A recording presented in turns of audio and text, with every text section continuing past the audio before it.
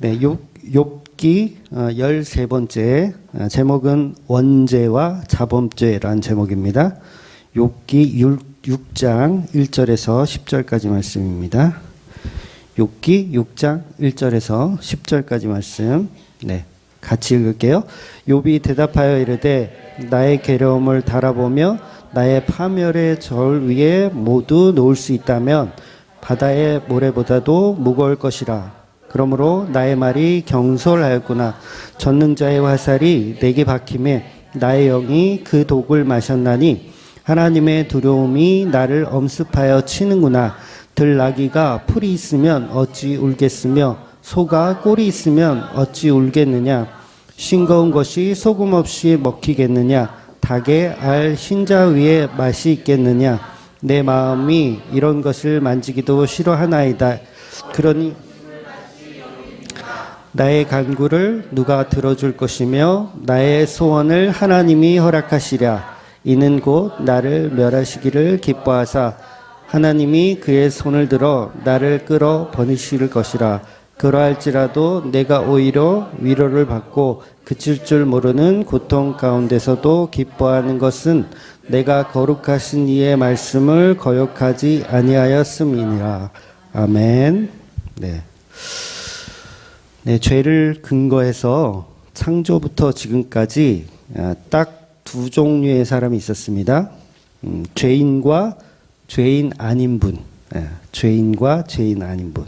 그렇다면 죄인은 아담으로부터 시작해서 모든 인류, 저와 여러분이 죄인이죠. 그리고 죄인 아닌 분은 오직 하나님이 육신을 입고 이 땅에 오신 예수님만이 죄가 없으신 흠이 없는 분이십니다. 그래서 오직 예수님만이 죄인 아닌 분이고 나머지는 다 죄인이죠. 근데 천주교에서는 마리아도 죄가 없다고 이렇게 호칭을 하기도 하잖아요. 근데 그거는 엉터리입니다. 그건 엉터리고 예수님을 제외한 모든 인간은 다 죄인이에요. 다만 이제 욥이라든가 그런 몇 명의 선지자들은 예수님을 예표하는 모형으로 죄가 없으신 이렇게 표현하는 거지 욥 자체가 죄가 없다는 것은 아닙니다. 그래서 모든 인류는 예수님을 제외하고는 다 죄인이라는 거죠. 그래서 저와 여러분에게 복음을 주시고 구원이 가능하게 하는 그 이유가 뭐냐면 우리 가운데는 죄가 다 있으니까 죄를 해결할 방법이 없는데 죄가 없으신 그분이 오셨기 때문에 우리에게 가능성이 열리게 되는 거죠.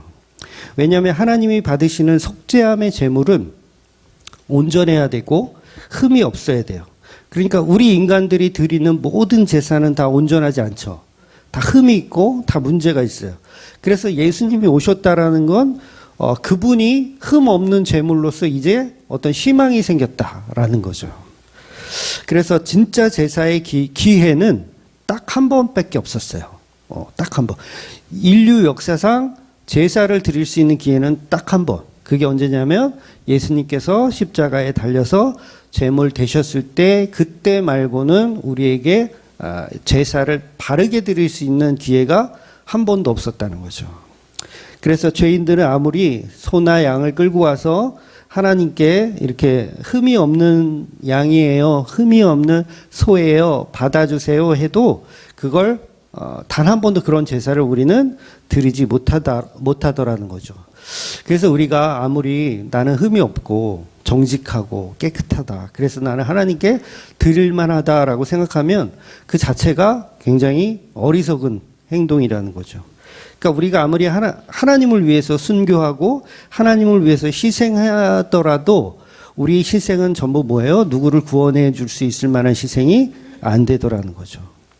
그래서 이 욥기의 해석이 어렵고 친구들이 엉뚱한 소리를 할 수밖에 없는 이유가 뭐냐면 욥 안에 있는 그리스도를 보지 못하기 때문에 해석이 안 되는 거예요. 이 욥기서 자체를 해석하지 못하는 이유는 뭐라고요? 욥 안에 들어있는 그리스도를 해석하지 못하기 때문에 그런 겁니다. 그러니까 우리가 엘리바스의 말이 옳은지 욥의 말이 옳은지 헷갈리는 이유가 뭐라고요? 욥 속에 그리스도를 보지 못하는 거. 그러니까 우리는 욥 욥기를 바르게 해석하려면 욥 속에 들어있는 예수 그리스도의 예표를 반드시 봐야 한다는 거죠. 그걸 보지 못하면 어떤 결과가 나오냐면 기껏해야 주님이 나를 단련하신 후에 내가 정금같이 나오리라 이런 거를 이제 적용하는 그런 성경 말씀으로 그냥 인용해 버리더라는 거죠. 그냥 그렇게 해버리면 그냥 인간의 철학이나 인간의 어떤 깨달음, 결국은 고진감래라고 하는, 지금은 좀 힘들고 고생하지만 나중에는 잘 될 거야, 시작은 미약하였으나 나중은 창대하리라 같은 인간의 논리를 그냥 성경에서 끄집었다가 우리가 적용하더라는 거죠. 그래서 그렇게 되면 그냥 불교에서 가르치는 내용하고 전혀 다를 게 없어져 버린다는 거예요. 그래서 여러분, 아담으로 시작한 모든 인류와 저와 여러분은 다 죄인에서부터 시작한다는 거예요. 그런데 우리 인간들은요, 죄인이라는 말을 들으면 억울해요, 안 억울해요? 네, 억울해요. 죄인이란 말을 들으면. 그런데 이게 그냥 복음을 모르는 세상 사람들이라면 그냥 관심도 없죠. 뭐 죄인이라 그래도 세상 사람들은요, 그래 뭐 관심 없어요. 근데 성령의 은혜가 없어서 믿음이 없으니까 그런가 보다 하지만 자꾸 죄가 없으신 예수님을 우리 교회 안에서도 자꾸 끌어다가 그분을 이렇게 닮아가는 쪽으로 접근을 하는 경우가 많아요. 그러니까 다 죄인이잖아요. 다 죄인인데 누가 죄가 없어요? 예수님 죄가 없죠. 그러니까 누구를 닮아야 되겠다?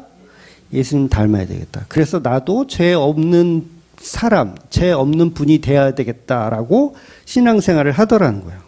그래서 교회 속에 이 엉투당투하는 이 진리가, 비진리가 교회 안에 침투해서 교인들을 어떻게 만들고 있냐면 죄 없으신 분이 되는 법, 그거를 공부해요. 성경 공부 시간에 뭐예요? 죄 없으신 분이 되는 법을 연구하고 공부해요. 그래서 미션 하나씩 주죠. 이번에는 뭐 지키고 뭐 지키고 뭐 지키고 뭐 지키세요? 그럼 여러분은 흠없고 정직한 이 재물이 될 수 있다라고 가르친다는 거죠. 이런 걸 뭐라 그런다 그랬어요? 이단이라고 하는 거예요. 왜냐하면 인간의 사고는 제가 지금 처음부터 말씀드린 그 대전제, 그러니까 인간은 모두 죄인이고 죄 없으신 분은 예수님밖에 없다라는 이 전제를 인정하고 싶지 않은 거예요. 왜 예수님만 죄가 없냐? 나도 죄가 없고 싶다. 그래서 뭐예요? 율법을 갖다가 우리를 치장하죠. 그래서 소위 말하는 내가 열심으로 십계명을 잘 지키면 나는 죄 없는 자로 칭함을 받고 싶은 그 욕심. 그러니까 십계명을 왜 지켜요? 죄 없으신 분이 되고 싶은 거예요. 누가? 우리가. 죄 없으신 분이 되고 싶은 거예요. 그래서 아담이 무화과 나뭇잎으로 거시기를 이렇게 가리잖아요. 가리는 이유가 뭐예요? 죄 없으신 분으로 위장하려고. 이렇게 가리는 거예요. 무화과 나뭇잎이 상징하는 게 뭐예요? 율법이잖아요. 그 율법이 나를 이렇게 가릴 수 있다라고 생각하는 거예요. 그래서 율법을 지키면 지킬수록 무화과 잎은 커져요, 작아져요? 커져요, 점점. 이 핸드폰 소리가 커지는 것처럼 점점 커져요. 그러니까 율법을 지켰더니 점점 커지는 거야. 나의 방패가 커져. 그러면 내가 죄 없으신 분이라고 착각하더라는 거죠. 누가? 내가. 무화과 나뭇잎 뒤에 숨어서, 나의 율법이라는 방패에 숨어서 죄 없으신 분을 흉내내게 되더라는 거죠. 그런데 성경은 그렇게 얘기하지 않고 너는 죄인이다라고 폭로하는 것입니다. 그러니까 우리는 계속 증거인멸을 하려고 그래요. 율법이 주어지면 그 율법을 듣고 야, 나 같은 개쓰레기가 어디 있나? 요거를 알아야 되는데 그걸 알지 않고 율법을 잘 지켜서 그러면 나는 좋은 인간이 돼야지라고 생각하는 거예요. 그러니까 쉽게 말해서 제가 살인사건을 저질렀어요. 제가 가해자예요. 살인사건을 저질렀어요. 근데 경찰들이 온 거야. 그래서 제 운동화에 이제 핏자국이 있으니까 야, 너 범인 아니야? 너 운동화 위에 이 핏자국 누구 거야? 딱 그랬더니 제가 이거는 피해자의 것이 맞습니다. 죄송합니다. 제가 그를 죽였습니다. 라고 해야 되는데 핏자국이 있으니까 이거 어떻게 해요? 화장실 가서 몰래 지워. 그러니까 율법이 우리한테 주어지면 우리는 살인자구나라는 걸 깨달아야 되는데 그걸 깨닫지 않고 율법을 어떻게 해요? 더 지켜서 나는 괜찮은 사람으로 만들죠. 이 자체가 뭐예요? 증거인멸을 계속 시도하는 거예요. 그러니까 율법으로 증거인멸을 시도하는 거. 그러니까 교회에 앉아서 죄 없음이 유행처럼 번지기 시작했어요. 죄 없음이 유행. 그러니까 죄를 어떻게 해요? 내가 증거인멸하는. 열심히 운동화 닦고 있죠, 다. 교회 와가지고. 내 피가 막 묻어 있어. 내가 살인한 죄인이요, 간음한 죄인이요, 이런 죄인들인데 그거 어떻게 해요? 다 청소하고 있어. 뭘로? 나의 의로, 나의 율법으로 열심히 닦고 있어. 근데 교회는 그 운동화를 우리가 빠는 게 아니잖아요. 예수님이 덮어주시는 거예요. 운동화를 이렇게 쓱 가려줘. 누가? 예수님이. 그럼 난 어떻게 해요? 그분의 품에 나는 죄인이지만 이분만이 나의 주인이시구나 믿고 따르는 거예요. 진리는 이렇게 간단해요. 그런데 우리는 계속 예수님 당신 필요 없어요. 내가 이미 운동화를 아무도 모르게 청소를 다 해놨어요. 예수님 나한테 오실 필요 없어요. 이러더라는 거죠. 교회 앉아서. 그러니까 그걸 증명하기 위해서 부단히 애를 쓰죠. 주일 성수도 하고 11조도 지키며 나의 의를 쌓는 거예요. 그러니까 나는 예수님 필요 없다는 거죠. 나는 흠이 없고 이제 정직해졌다. 왜? 율법을 지켰으니까. 그래서 이게 성경이 말하는 맥락을 이상하게 거꾸로만 자꾸 우리는 보게 되더라는 거예요. 그러니까 로마서를 보면 모든 사람이 죄인이라고 하죠. 로마서가 교리서거든요. 교리서. 사실은 되게 기본적인 교리들을 다루고 있는 게 로마서입니다. 그 로마서에는 뭐라고 되어 있냐면 죄인의 자리에 있다. 우리가 다 죄인이다. 그래서 노력해서 이 죄 가운데 우리가 빠져나와야 된다라는 얘기를 하는 게 아니에요. 우린 죄인이기 때문에 죽어 마땅하다. 그리고 그 죽어 마땅한 그 죄인을 위해서 예수께서 희생하셨다라는 걸 이야기하는 게 로마서인데 우리는 로마서 읽으면서 증거인멸하는 법을 자꾸 공부하더라는 거죠. 성경은 네가 죄인이니 이제 회개하라라고 얘기하는데 회개를 안 하고 증거인멸을 해요. 너 피 묻었잖아. 죄송합니다. 제가 이런 짓을 했네요. 라고 해야 되는데 다 화장실 들어가서 열심히 그거를 닦고 있다라는 거예요.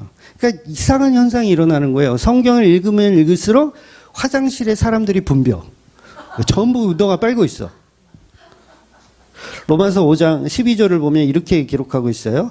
그러므로 한 사람으로 말미암아 죄가 세상에 들어오고 죄로 말미암아 사망이 들어왔나니 이와 같이 모든 사람이 죄를 지었으므로 사망이 모든 사람에게 이르렀느니라. 그러니까 이 이야기는 뭐예요? 너희들은 살인자고 끝났어. 살인자고 너희들은 죄인이라 죽었어. 너희들은 다 사망이야. 들어왔어. 여러분 이게 복음의 시작이어야 되는 거예요. 무슨 운동화를 빨려가요, 어디를. 너는 이제 범인이야, 딱 걸렸어. 넌 죽었어. 근데 이미 걸렸는데 어떻게 해요? 운동화 빨러 가는 거야. 어리석은 거죠. 그러니까 아담으로 시작한 죄가 이미 세상에 다 들어왔습니다. 그러니까 성경이 하고 싶은 말은 인간 중에 죄 없으신 분이 없다라는 거죠. 인간 중에 죄 없는 인간이 없다라는 게 이미 들어왔다는 거예요. 인간들은 예수님이 없는 율법을 왜 그렇게 자꾸 지키려고 하냐면 자기가 할 수 있다라고 생각하는 거예요. 그러니까 요게 이제 예수님을 흉내내는 건데 죄 없고 흠 없으신 분이 예수님이니까 우리도 그분을 흉내내서 우리도 죄 없고 흠 없는 존재가 돼야겠다라는 황당한 주장을 하게 되는 거예요. 그 자체가 나도 예수님처럼 죄 없는 사람이 되고 싶다. 그리고 될 수 있다라는 거죠. 우리는 예수님을 닮아가는 게 아니라 제가 자주 말씀드리지만 그분이 될 수 없어요. 우리는 예수님처럼 흠없고 완전한 그분이 될 수가 없어서 우리는 뭘 해야 되냐면 그분을 믿는 거예요. 우리는 그분을 닮아가서 그분을 흉내내는 게 아니라 그분을 믿는 겁니다. 예수님을 닮아가는 것은 예수님이 하신 일이에요. 그냥 예수님이 하신 일. 우리는 그걸 흉내내는 게 아니라 우리는 안 되니까 그분을 믿는 거. 그래서 예수 닮기를 원한다라는 표현을 제가 금지 단어다 이렇게 표현하지 마라라고 얘기하는 건 아니에요. 그 의미와 뜻을 정확하게 알고 표현하라는 거죠. 그러니까 찬양 가사도 보면 그런 가사 많거든요. 예수 닮기 원한다는 그런 가사들이 많아요. 그래서 그런 가사가 들어간 건 다 금지곡 이렇게 지정하라는 게 아니에요. 그 뜻과 의미를 정확하게 알라는 거죠. 본질적으로 우리는 내가 율법을 지켜서 예수님처럼 죄가 없고 흠이 없는 존재로 갈 수 있지 못하다라는 거예요. 그러니까 갈 수 있다고 가리키는 게 뭐예요? 사탄의 속임수인 거예요. 그래서 율법을 열심히 지키던 바리새인들은 자기가 흠이 없다고 주장해요. 바리새인들은 하나같이 나는 흠이 없고 완벽하다. 나는 죄가 없다. 이렇게 하는 거예요. 왜 죄가 없다라는 자신감을 가져요? 율법을 지키기 때문에. 근데 그게 마귀의 속임수에 이미 넘어가 있는 상태라는 거죠. 그래서 우리가 이 생각에 빠져 있으면 우리가 하나님의 자녀인데 그 자녀를 넘어서 우리가 왕이다, 우리가 왕자다, 우리가 공주다 이렇게 되어버린다는 거예요. 그러니까 사도 바울도 그랬잖아요. 자기는 율법으로는 흠이 없다. 사도 바울 그렇게 말했어요. 이분이 바리새인 출신이시거든요. 나는 율법의 의로는 흠이 없다. 즉 과거에는 자기가 죄 없으신 예수인 줄 알았다예요. 나는 죄 없는 예수인 줄 알았다. 내가 예수인 줄 알았다. 그런데 진짜 예수, 진짜 진리이신 그 예수를 알고 나니 이제 나의 모습은 뭐예요? 죄인 중에 괴수. 예수를 흉내내는 가짜. 그러니까 진짜 복음은 뭐냐면 예수를 흉내내는 게 아니라 그분을 믿는 방법밖에 없는 거예요. 나는 안 되니까. 그래서 십자가에 죽는 예수가 되어야 되는 걸 닮으세요. 닮으려면. 십자가에 죽는 예수를 닮아야 된다는 거죠. 그러니까 십자가에 죽는다는 건 뭐예요? 저주받아 끝나는 거. 저주받아 끝나는 거. 그거 닮으세요. 닮으려면. 엉뚱한 걸 닮지 마시고. 그래서 선한 양심, 착한 양심을 담는 게 아니라 십자가에 죽는 그 모습을 닮아야 된다는 거죠. 어떤 교회에서 이제 목사님이 이제 설교를 하는데 이제 선악과와 죄에 관한 이 설교를 이렇게 막 하셔요. 그럼 교인들의 반응은 어떠냐면 거의 10중 8구는 내가 선악과 안 먹었는데요. 그거는 아담, 우리 할아버지 조상 아담이 먹은 건데요 라고 반응을 해요. 그것은 내가 먹은 게 아니라 아담이 먹은 거다라고 반응합니다. 그러면 이 설교하시는 목사님이 당황하시겠어요? 안 당황하시겠어요? 당황하겠죠. 이상하다. 그래서 조직신학자들이 머리를 맞대고 이 난제를 풀어보자라고 한 게 뭐냐면 원죄와 자범죄의 구분이에요. 한 번쯤은 들어보셨죠? 원죄, 자범죄. 그러니까 원죄는 뭐예요? 아담이 먹은 선악과가 원죄. 자범죄는 뭐예요? 우리가 살면서 어기는 거, 쉽게 얘기해서 십계명, 어기는 것들. 그래서 죄를 두 가지로 구분을 해서 우리는 원죄는 이미 아담이 이 새끼가 실패해가지고 안 되니까 우리는 뭐라도 잘하자, 자범죄라도 잘 지켜서 내가 의로움을 드러내자라고 하는 거예요. 그러니까 이게 결국은 뭐가 되냐면 우리는 선악과 먹지 말자예요. 그러니까 원죄와 자범죄를 구분하는 자체가 우리는 첫 아담은 실패했지만 두 번째 아담인 우리는 성공하자예요. 그런데 두 번째 아담은 누구여야 하는 거예요? 예수님이어야 하는 거예요. 근데 거기에 예수님 치워버리고 우리가 그 자리에 들어가서 우리가 십계명을 잘 지키면 뭐예요? 선악과 안 먹은 자로 우리가 해내는 거잖아요. 그런 엉뚱한 교리를 만들더라는 거예요. 그래서 원죄는 선악과 먹은 아담의 죄, 그리고 자범죄는 십계명을 어긴 우리. 그런데 성경 어디에도요, 원죄 따로 있고 자범죄 따로 있다라는 말을 하지 않습니다. 그러니까 좀 전에 우리가 읽었던 로마서 5장의 교리를 가지고 원죄와 자범죄를 그냥 신학적으로 구분하는 것뿐이지 이 죄가 서로 다르다라는 얘기를 하는 건 아니에요. 그러니까 14절 뒤에 보면 이런 표현이 있어요. 아담의 범죄와 같은 죄를 짓지 아니한 자들까지도 라는 표현이 있어요. 그러니까 아담의 범죄와 같은 죄를 우리가 짓지 않았는데 그 죄까지도 라는 표현 때문에 아담의 죄와 우리 자범죄의 죄를 구분하게 되어버린 거예요. 그런데 죄라는 것은 동일합니다. 원죄의 그 속성, 자범죄의 그 속성, 죄는 동일해요. 하나님은 원죄는 좀 덜 미워하시고 자범죄는 더 미워하시고 그런 개념인가요? 아니요. 죄는 다 똑같이 하나님이 미워하십니다. 그래서 우리가 원죄 그러면 우리가 태어나기 전에 일어난 사건이기 때문에 오해를 하는 거예요.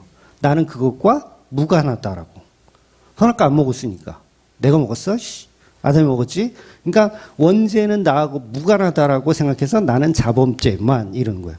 근데 본질적으로 원죄와 자범죄는 같은 죄예요. 같은 죄. 그래서 성경은 죄를 구분하지 않습니다. 따로 구분하지 않아요. 그러니까 선악과를 먹은 그 죄가 그대로 지금 우리 인간들에게 그대로 적용되어 있는 거예요. 그러니까 우리도 선악과를 지금 먹고 있는 거죠. 그러니까 죄는 선악과를 먹으면서부터 시작될까요? 아니면 그 전에도 죄가 있었을까요? 아닙니다. 죄는 선악과를 먹기 이전부터 존재했어요. 그게 드러난 게 선악과를 먹은 행동이고요. 그래서 로마서에 보면 이런 말씀이 있어요.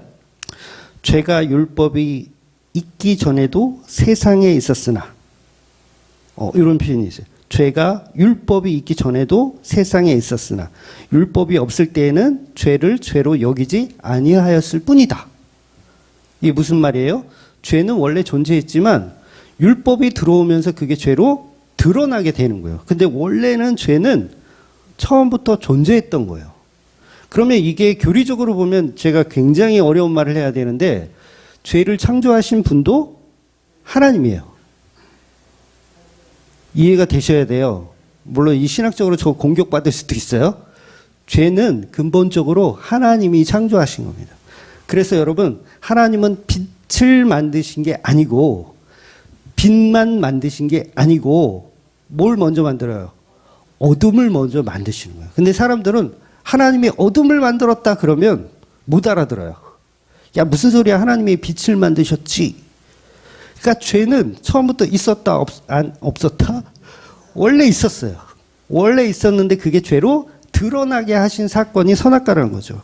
그러니까 죄는 율법이 있기 전에 이미 있었다는 게 이게 사도 바울의 말이거든요. 그러면 이미 어둠은 처음부터 존재했던 거예요.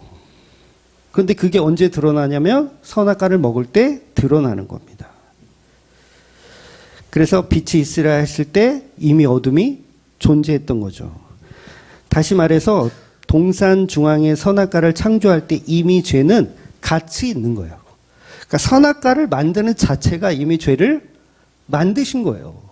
만드신 거예요. 근데 그 죄가 언제 드러나냐면 율법이 주어졌을 때. 이 선악과는 절대 먹지 마라는 율법이죠. 먹고 안 먹고라는 어떤 저걸 문제를 주니까 이게 율법이잖아요. 절대 선악과는 먹지 마라는 율법이 주어지면 그때부터 죄가 드러나는 거예요. 아, 저건 죄야. 먹으면 안 돼라는 죄가 드러나는 거예요. 근데 원래는 6일 창조 때 이미 선악과가 다 창조가 되잖아요. 그래서 동산 중앙에 선악을 알게 하는 나무는 먹지 말라고 하고 그것을 먹을 때 결국은 죄가 이 세상에 드러나는 겁니다.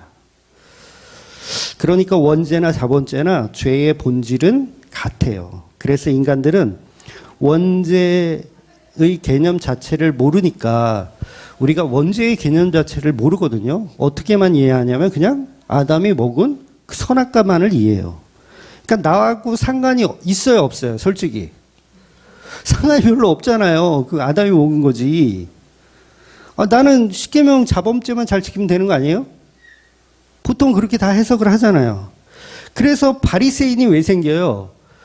우리는 원죄는 아담이 실패했지만 우리는 십계명 열심히 지켜서 우리는 성공하자라는 율법주의가 바리새인주의가 교회 안에 가득하고 지금도 율법주의가 가득한 거예요. 그러니까 목사들이 신학교를 가도 목사가 되려면 다 신학교 가잖아요. 신학교 가도 성경을 아무리 봐도 헷갈리는 거예요. 이 죄의 문제가 해결이 안 돼. 원죄와 자범죄에 관해서. 그래서 로마서 5장을 이 로마서 5장에 있는 말씀을 원죄와 자범죄로 풀지 못하니까 한다는 소리가 뭐냐면 아담의 죄가 우리에게 유전되었다. 이렇게 또 해석을 해버려요. 무슨 얘기인지 아시죠? 유전되었다라고 하는 거예요. 엉뚱한 소리입니다. 죄는 유전되는 게 아니에요. 내 아버지가 죄를 범했으니 그 죄가 나한테 그대로 전가되지 않습니다. 그러니까 죄는 유전이 아니고 이 세상에 임하는 거예요. 임하는 거. 이게 어떤 개념이냐면 지난주에 옥상 방수 공사 하느라고 페인트 냄새가 지독했죠. 아마 맡으신 분이 혹시 계실 거예요. 페인트 냄새 너무 지독했어요. 원죄는 그런 거예요. 선악과를 먹음으로 인해서 아담과 하와가 선악과를 먹음으로써 이 세상의 냄새가 퍼지기 시작한 거예요. 그래서 가시와 왕건기가 나고 동물들이 같이 뛰어놀다가 갑자기 눈깔이 돌아가지고 사슴을 막 물어뜯어, 사자가. 이게 뭐 때문에 이렇게 된 거예요? 아담이 원죄를 범했음에 그 죄가 이 땅에 임한 거예요. 그러면 이 땅에 임했어. 말 그대로 흙이 저주를 받았죠. 이 지구가 다 저주를 받았어요. 그러면 그 흙이 저주를 받았기 때문에 이 저주받은 가운데서 태어난 저와 여러분은 뭐예요? 다 죄 덩어리인 거예요. 그냥 죄 덩어리. 이미 우리는 원죄와 자범죄를 다 범하고 있는 거예요. 그러니까 이건 유전의 개념이 아니에요. 다시 말씀드리지만 유전하고는 좀 다른 거예요. 이미 세상에 죄가 임해진 거. 그래서 원죄의 개념은 이게 원죄의 개념이고 자범죄는 뭐냐면 우리가 똑같이 살아가면서 지어지는 그런 죄들. 그래서 원죄나 자범죄나 본질적으로는 다 똑같습니다. 그래서 원죄든 자범죄든 해결 방법은 죄가 없으시고 흠이 없으신 오염되지 않은 흙이 우리 가운데 오셔야 돼요. 오염되지 않은 흙. 이 세상은 다 오염된 흙이라서 이 땅에서 태어난 인간들은 다 뭐라고요? 다 죄인. 왜? 재질 자체가 흙이니까. 그런데 예수님은 이 땅의 흙으로 만들어지시는 분이 아니라 뭘로 만들어지시냐면 성령의 은혜로 만들어주시는 분이에요. 그래서 그분만이 우리의 오염되지 않으신 분. 원죄가 없으시며 자범죄가 없으신 그분의 탄생이 바로 우리에게 희망인 거죠. 그래서 그 보혈의 은혜로 우리를 덮어주시는 방법. 그러니까 예수가 아니면 우리를 덮어줄 수 있는 건 없는 거죠. 그래서 원죄와 자범죄의 차이는 지난 오전에 그 포도원 농부의 비유에서 대충 말씀드렸지만 원죄는 이거라 그랬어요. 하나님을 공경하라고 주는 선악과라 그랬어요. 선악과는 하나님을 공경하라고 주신 거예요. 왜냐하면 아담이 동물들 이름 다 지어주잖아요. 본인이 직접. 다 지어줘. 그러면 본인이 생각할 때 내가 하나님인가 보다 생각할 수 있죠. 그러니까 너 그따위 생각하지 말고 동산 중앙에 있는 선악과를 보면서 너는 피조물임을 알라라는 하나님이 따로 있다라는 공경의 의미로 선악과가 동산 중앙에 있던 거예요. 그거 보면서 우리 아담과 하와는 뭘 느껴야 돼요? 공경. 하나님을 공경해야 되는구나를 느껴야 되는 거예요. 그래서 십계명도 보면 1계명이 하나님을 공경하라부터 시작하잖아요. 하나님을 공경하라. 그래서 십계명은 다른 이야기를 하는 게 아니라 1계명 하나님을 공경하라 이 말은 원죄를 말하는 거예요. 원죄. 그러니까 원죄가 해결돼야 나중 것들이 해결이 돼요. 그래서 1계명은 나 외에 다른 신을 내게 두지 말라잖아요. 그래서 여러분 이 1계명만 사실은 되면 뒤에 것들은 문제가 되지 않아요. 자동적으로 지켜집니다. 그러니까 무슨 얘기냐면 내가 하나님을 공경해요. 그런데 내 이웃의 아내를 탐할 수 있습니까? 하나님을 공경하는데 그러면 내 이웃의 아내를 탐하는 자체가 나는 이미 하나님을 공경하지 않는 자가 가능한 거예요. 그러니까 하나님을 공경하는데 내 이웃의 거짓말하고 도둑질하고 이게 가능할까요? 불가능한 거예요. 이걸 한다는 자체가 하나님을 공경하지 않기 때문에 그렇게 되는 거죠. 간음하는 거, 살인하는 거 다 마찬가지예요. 1계명이 안 되면 나머지도 안 됩니다. 그러니까 원죄가 해결되지 않으면 나머지도 안 되는 거예요. 그러니까 거짓말하는 거죠. 우리는 원죄 안 되지만 자범죄는 가능하다라는 거짓말을 하게 되더라는 거예요. 그런데 인간은 계속해서 원죄는 안 되지만 우리는 자범죄는 할 수 있다라고 두 가지 죄를 자꾸 구분하는 거예요. 구분하는 거. 원죄를 못 지키지만 자범죄는 지킬 수 있다. 그러니까 본문은 이 죄에 대한 싸움을 계속 하고 있는 겁니다. 오늘부터는 이제 욥이 대사를 하는 거예요. 그동안은 엘리바스가 계속 이야기를 했고 오늘부터는 이제 욥이 대답을 하는 겁니다. 그러니까 지난 4장과 5장에서는 엘리바스가 자기가 연구한 죄에 대한 것을 가지고 죄가 뭐예요? 얘래 엘리바스 이 형님이 연구한 게 뭐예요? 원죄와 자범죄에 대한 연구를 한 거예요. 그리고 그걸 욥한테 계속 설명하는 거예요. 원죄는 이런 거고 자범죄는 이런 거야. 그러면서 그걸 가지고 욥을 비난하는 데 사용하는 거죠. 그런데 욥은 원죄와 자범죄가 없는 예수님이 예표하기 때문에 무죄를 주장하는 거죠. 나는 죄가 없어. 나는 무죄야. 그러니까 서로 합의점을 찾아요, 못 찾아요? 못 찾는 거예요. 그래서 욥기는 계속 반전에 반전을 거듭하는 겁니다. 정말 흥미진진한 책이에요. 예, 감흥이 없으시죠? 삼국지가 더 재밌지 무슨 욥기가 더 재밌어. 정말 흥미진진한 책이에요. 간단하게 말해서 엘리바스는 하나님은 악한 사람에게 벌을 주시는 분이기 때문에 욥 자네는 무슨 죄가 있는지 생각해 보라는 거예요. 너 분명히 죄를 졌을 거야. 나중에 8장에 가면 이제 빌닷이 또 얘기를 하는데 빌닷이 좀 심한 말을 하거든요. 뭐라고 얘기하냐면 너희 자식들 10명 죽은 거 10명 죽었잖아요. 죽은 거 분명히 무슨 죄가 있었기 때문에 자식들이 죄를 지었기 때문에 하나님이 벌을 주신 거야. 죄 없이 망하는 자는 없어. 이렇게 심한 말을 해요. 그러니 하나님 앞에 죄를 고백하고 자복하면 하나님은 반드시 다시 복을 주실 거야 라는 논리로 욥을 계속 비난한 거야. 그러니까 죄 없이 망하는 자는 없다. 이 논리 가지고 계속 하는 거죠. 근데 성경 전체는 죄 없이 망한 자에 대한 이야기예요. 죄 없이 망한 자에 대한 예수님 이야기를 하는 거고 우리는 다 원죄와 자범죄가 있다는 거죠. 그런데 욥의 친구들의 말은 대부분은 맞아요. 대부분 이게 인간에게 적용을 한다 보면 대부분 맞게 돼 있어요. 인간에게 적용을 하면.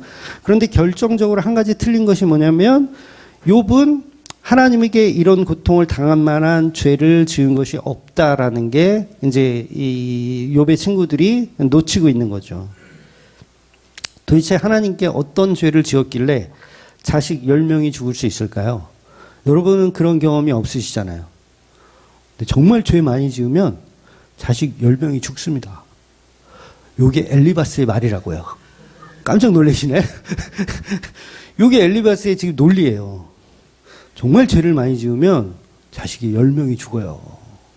죄 지어야 되겠어요? 안 지어야 되겠어요? 죄 짓지 마세요. 이런 설교가 엘리바스의 설교라는 거예요.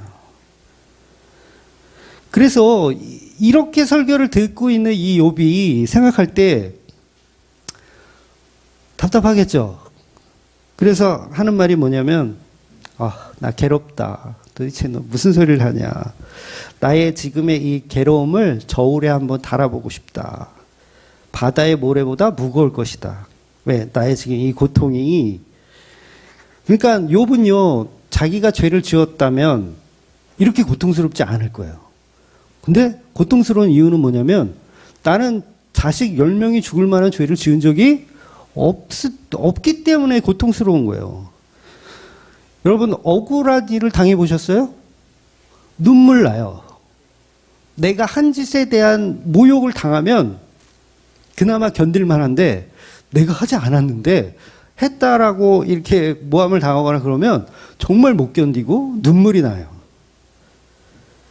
그러니까 욥이 지금 그 이야기를 토로하는 거죠. 나의 상태는 지금 전능자의 화살이 내 심장을 뚫는 것과 같고 나의 영이 그 독을 마신 것, 죽는 독을 마신 것 같은 하나님이 두렵다라는 들나귀가 먹을 것이 있으면 왜 울겠느냐. 나에게 생명을 유지할 수 있는 음식조차 없다. 내 상태는 소금 없이 먹는 달걀. 본문에 나와요. 소금 없이 먹는 달걀과 같다. 그러니까 이제는 음식을 쳐다보기도 싫다라는 거예요. 이미 하나님이 나를 저주하셨기 때문에 나는 기도할 필요도 없다고 하는 거예요. 기도할 필요도 없다. 하나님은 지금 나를 멸망시키고 그 멸망을 하나님은 즐기고 계신다. 차라리 하나님이 손을 들어서 나를 아예 부셔버렸으면 좋겠다. 그냥 죽었으면 좋겠다 이거죠. 욥이 그냥 죽었으면 좋겠다. 그래야 내가 위로가 되고 오히려 내가 기쁨이 될 것 같다라는 이야기를 오늘 본문에서 하는 겁니다. 그런데 문제는 뭐냐면 10절, 우리가 10절까지 봤는데 10절 마지막에 붙어있는 그 끝의 말이 굉장히 충격적인 이야기를 합니다. 욥이. 이게 무슨 말이냐면 하나님이 지금 나를 저주를 내리셔서 죽여주시면 나는 기뻐할 것인데 그 이유가 뭐냐면 내가 거룩하신 이의 말씀을 거역하지 아니하였습니다. 이게 굉장한 반전의 말이에요. 이게 누구 말이냐면 이게 복음이거든요. 이게 예수님이 외치신 그 복음을 이야기하는 거예요. 내가 지금 고통스럽고 하나님 나 차라리 죽여주세요라고 하는데 내가 거룩하신 이의 말씀을 거역하지 않았습니다. 이게 자기에는 복음이라는 거예요. 나는 하나님 말씀을 한 번도 거역한 적 없다. 이게 예수님을 예표하는 거죠. 그러니까 아담으로부터 지금까지 모든 인류는 이런 말을 할 수 있는 인간은 없다 그랬죠. 없어야 돼요. 그런데 욥은 지금 그 말을 하고 있어요. 내가 거룩하신 이의 말씀을 어긴 적이 한 번도 없다. 그러니까 그리스도의 영이 욥에게 임한 거죠. 예수님을 대신해서 이 이야기를 하는 거예요. 예수님이 십자가에 달려서 죽으실 때 나는 죄인으로 죽는 거예요? 아니면 죄 없는데 죽는 거예요? 억울하게. 죄 없는데 억울하게 죽으시는 거. 그래서 예수님이 십자가에 달려서 온갖 고통과 조롱을 다 당하시니까 심지어는 하나님 어찌하여 나를 버리셨나이까. 이 말이 뭐예요? 앞에 대사죠. 욥이 했던 바다의 모래보다 무거운 이 고통. 이것을 호소해요. 그런데 죽어도 좋은 이유가 뭐냐면 예수인 내가 죄가 없기 때문이다 라고 말씀하시는 거예요. 내가 십자가에 달려서 죽어도 좋은 이유는 뭐냐면 내가 흠이 없는 자이기 때문에 죽어도 좋다는 거예요. 이게 뭐예요? 나는 하나님의 어린 양으로 죽으니 좋다라는 거예요. 그러니까 이 세상에는 흠 없는 양이 없는데 예수님 자신이 흠이 없는 분으로 죽으니 이게 너무 기쁘다는 거예요. 이게요, 문맥상 연결이 안 되거든요, 사실. 그리스도의 예표로 보지 않으면 해석이 안 됩니다. 도대체 죽여달라는 거예요? 좋다는 거예요? 말라는 거예요? 뭐라는 거예요? 근데 예수님하고 딱 대입을 하면 이 말이 무슨 말인지 확연하게 보여요. 이 말은 곧 죄 없으신 예수님이 죽으셔서 죄 있는 엘리바스와 친구들의 죄값을 치르는 복음에 관한 이야기를 하는 거예요. 그러니까 난 죽어도 좋아. 왜? 하나님 말씀을 한 번도 거역한 적이 없으니까. 내가 이렇게 죽으면 이 복음이 너희들에게 전달이 될 거야. 그 얘기를 하시는 거죠. 물론 엘리바스와 이 친구들은요, 이 대사를 복음으로 전혀 알아듣지를 못하죠. 지금은 알아듣지 못해요. 그런데 나중에는 알아들을 거예요. 그러니까 지금 엘리바스는 못 알아들으니까 더 화를 낼까요? 화를 안 낼까요? 이제 더 화내요. 이 고집불통 욥. 이 세상 어디에 너 같은 논리를 가지고 말하는 자가 어디 있느냐? 그러면서 심하게 점점 더 박해를 합니다. 실제로 20장에 가면 이제 소발의 말에서 욥 너는 나를 모욕한다라는 말까지 하거든요. 욥 너는 지금 나를 모욕해? 그러니까 욥은 계속해서 자기가 죄 없이 고통당함을 말하니까 이 이야기는 하나님이 죄도 없는 사람을 벌하는 나쁜 존재로 욥을 만들고 있다라는 거잖아요. 그러니까 욥이 나는 죄 없고 흠이 없어요. 그러면 그럴수록 하나님이 그럼 죄 없는 사람을 지금 때려 죽이는 그런 하나님으로 지금 만들고 있잖아요, 욥이. 그러니까 욥의 친구들이 화가 나겠죠. 야, 하나님이 야, 죄 없는 사람을 그렇게 때려 죽이는 거야? 그러니까 너 욥 나를 모욕해? 하나님을 모욕해? 내가 믿는 하나님 모욕해? 세상 천지에 너같이 응? 그 따위로 말하는 논리가 어디 있어? 그러니까 욥은 계속 경건하지 못한 자의 즐거움이 있다라는, 그러니까 경건하지 못한 자의 즐거움이 있다라는 논리로 계속 이야기하니까 못 알아듣는 거예요. 조선 팔도에 욥 너같이 말하는 인간은 없을 것이다라는 거죠. 지난주에 제가 말 실수한 거 아세요? 지난주 설교를 말 실수한 거. 제가 오해가 될 만한 이야기를 했어요, 실제로. 근데 일부러 제가 편집을 안 했거든요. 그러니까 일부러 편집을 안 했어요. 편집을 안 했어요. 근데 뭐라고 얘기했냐면 복음을 전하는 교회가 조선 팔도에 우리 교회밖에 없다라는 식으로 제가 얘기를 했어요, 실제로. 그래서 이제 우리 교육자 방이 따로 있거든요. 전사님 모여 있는 방. 거기서 이제 쿠사리를 맞았죠, 제가. 쿠사리를 먹었죠. 아니, 해석이 어려운 말을 그렇게 막 하시면 어떡하냐고. 그래서 제가 한 소리 들었어요. 그런데 의도가 뭐였냐면, 제 의도를 충분히 알면 이 상관이 없기 때문에 편집을 안 한 거거든요. 의도가 뭐냐면, 우리 주맘교회만 진짜고 나머지는 다 가짜라는 말을 한 게 아니라, 욥의 이 논리가 조선 팔도 어디에도 없는 논리를 하고 있다라는 이야기를 한 거예요. 그러니까 이 복음을 전하잖아요. 그러면 다 욥의 상황으로 가요, 우리가. 무슨 얘기인지 이해가 되세요?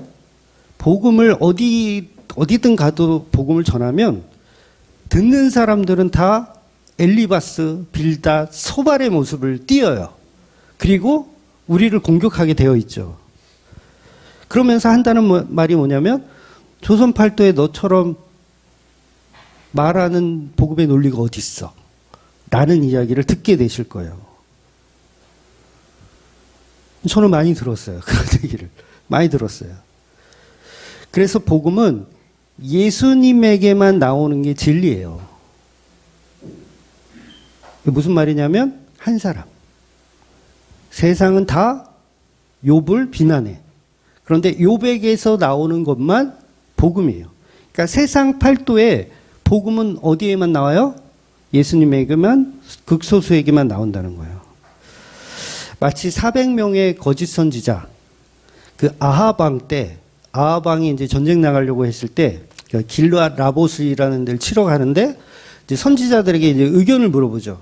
가면 이길까? 그때 400명이 승리하실 겁니다.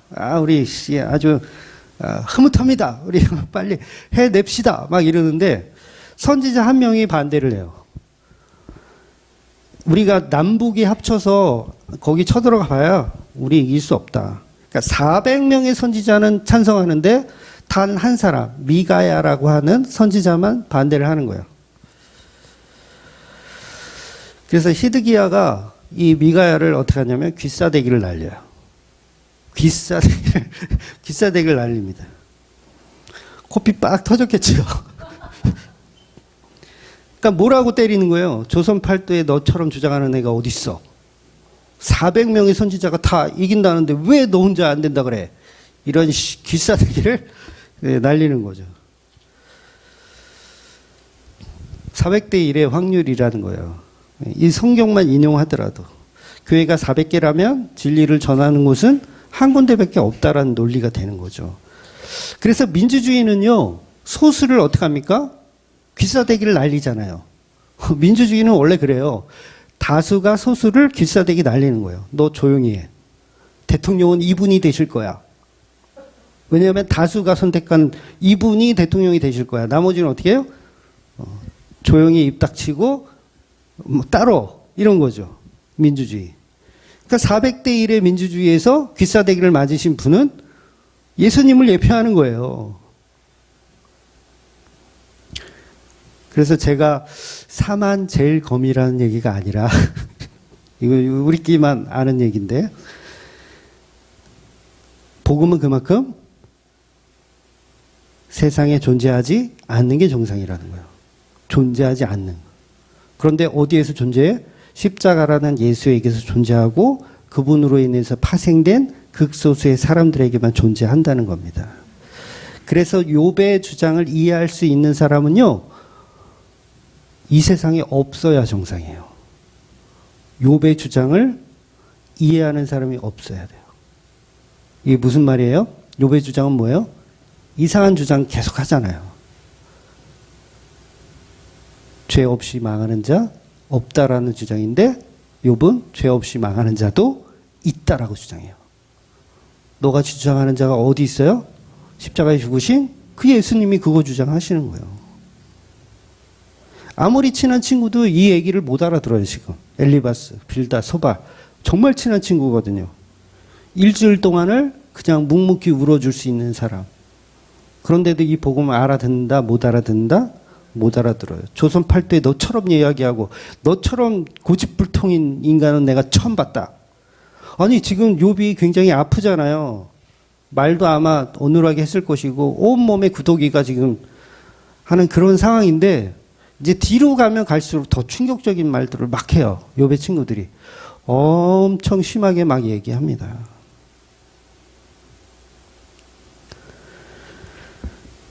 그래서 결국 욥은 계속해서 나약한 소리를 할 수밖에 없죠.